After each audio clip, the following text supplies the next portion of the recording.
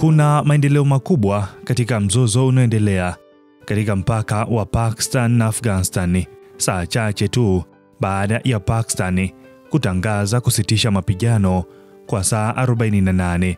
Jeshi lake limefanya mashambulizi ya anga mjini Kabul, likivunja makubaliano ya kusitisha vita. Kwa mujibu wa kituo cha habari cha Afghanistan, TOL News, ndege za kijeshi za Pakistan zimefanya mashambulizi katika sehemu kadhaa za jiji la Kabul na kusababisha vifo na majeruhi miongoni mwa raia, ingawa idadi kamili ya waliouawa haijathibitishwa rasmi. TOL News imeripoti kuwa watu kadhaa wamepoteza maisha na wengine kujeruhiwa. Awali, serikali ya Afghanistan ilisema kuwa mlipuko wa roli la mafuta na jenereta ulisababisha moto mkubwa, lakini baadaye ripoti zikathibitisha kuwa ilikuwa mashambulizi ya anga kutoka Pakistan. Ripoti zaidi zinaonyesha kuwa mwandishi wa habari wa Afghanistan Abdul Ghaffar Abi ni miongoni mwa waliouawa katika mashambulizi hayo.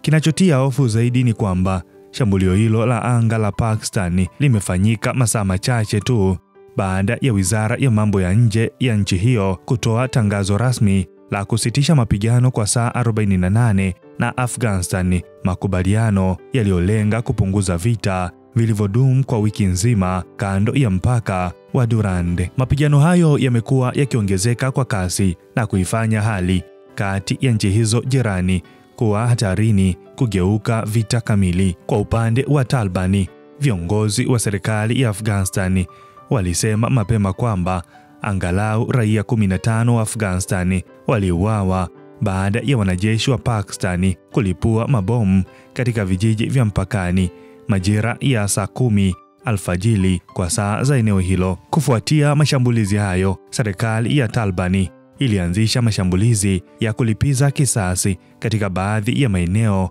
ya kusini mwa mpaka huo, na ikaonya kuwa ikiwa Pakistan itaendelea kuvuka mpaka wa Durand Line, wapiganaji wake wataingia katika ardhi ya Pakistan kupambana moja kwa moja na majeshi yake. Pakistan nayo imeapa kujibu kwa nguvu kubwa iwapo Taliban watatekeleza tishio hilo, hali inayoashiria kwamba mzozo huu unaingia katika hatua ya hatari zaidi, huku juhudi za kidiplomasia zikionekana kulegalega.